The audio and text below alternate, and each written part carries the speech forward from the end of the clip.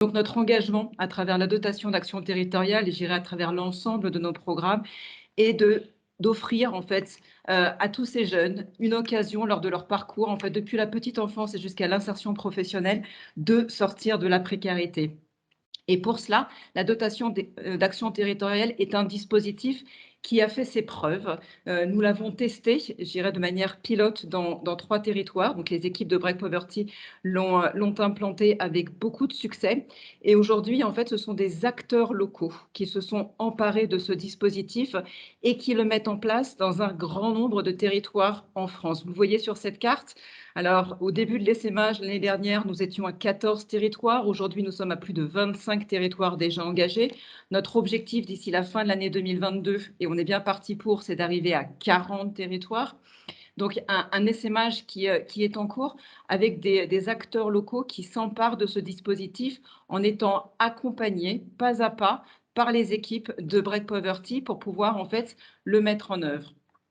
Parmi ces acteurs locaux qui aujourd'hui mettent en œuvre la dotation d'action territoriale, on a tout type d'organisation. Alors dans certains cas, on peut avoir des villes qui sont nos référents de la DAT et qui vont s'emparer du dispositif. Je pense notamment à Jouer les Tours ou à la ville d'Angers qui aujourd'hui met en place la DAT.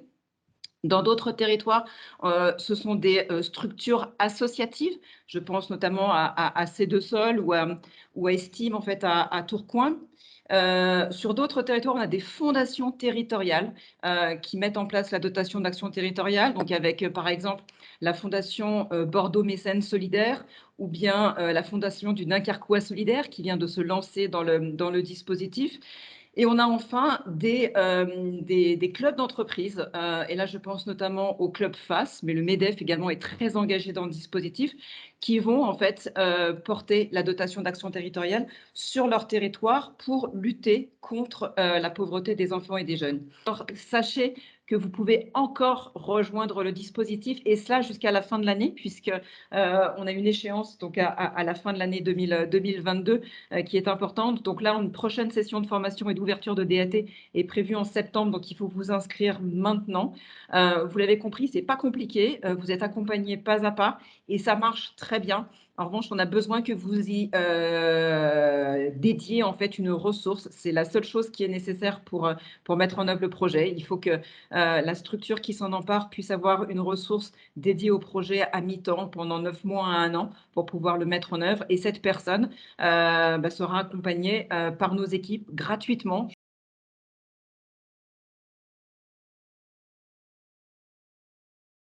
Alors, IDEIS, c'est un acteur qui est créé depuis 2015, qui est issu, comme dans d'autres territoires un peu partout en France, de la fusion initialement entre une maison de l'emploi et une mission locale.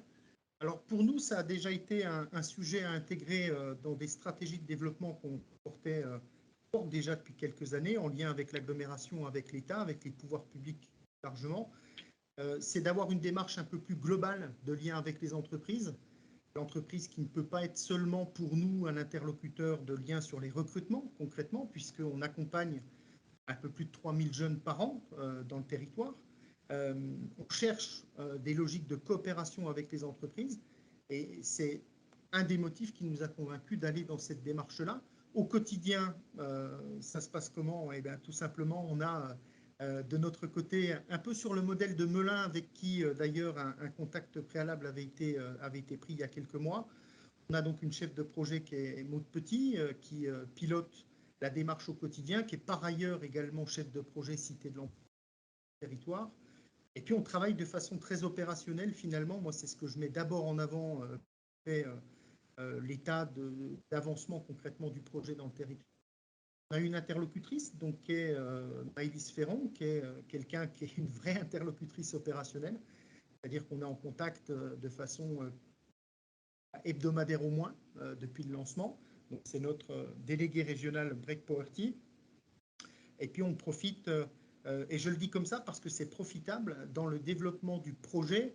On a beaucoup parlé de territoire tout à l'heure. J'imagine que les démarches sont toujours spécifiques au contexte dans lequel on la développe. Par contre, il y a vraiment un élément de méthode qui est proposé par la Fondation, avec des temps à la fois qui sont collectifs, qui sont individuels.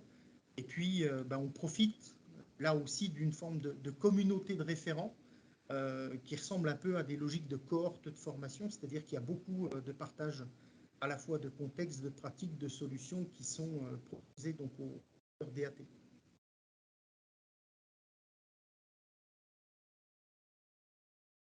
Avec les 5 délégués régionaux, on est vraiment là pour vous former et vous accompagner tout au long de cette démarche, vraiment pas à pas.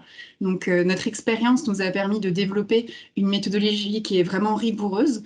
Et comme le disait également David, on est là aussi pour vous proposer un programme de formation collective.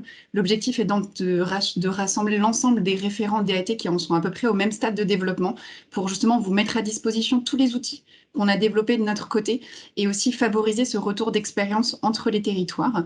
Et par ailleurs, on a également un accompagnement individuel tout au long du dispositif où là vraiment on répond à votre demande sur sollicitation. L'objectif étant bien évidemment de vous faciliter la mise en œuvre de la DAT tout au long de la démarche. À la fois évidemment en amont déjà, pour être sûr et s'assurer, évaluer avec vous comment le dispositif peut vraiment répondre aux besoins de votre territoire et surtout de voir comment la DAT peut s'imbriquer dans l'ensemble des actions que vous menez déjà sur votre territoire et comment on va pouvoir les renforcer ensemble grâce à la DAT. On vous suit également évidemment sur la mise en œuvre de cette démarche, donc sur les 4 étapes que vous connaissez désormais, donc qui sont sur la phase de diagnostic, la phase de sélection des projets associatifs, sur la phase de mobilisation des entreprises et sur le suivi et l'évaluation d'impact pour permettre d'entretenir cette dynamique et pour pouvoir permettre d'évaluer l'impact pour l'ensemble des parties prenantes de cette DAT.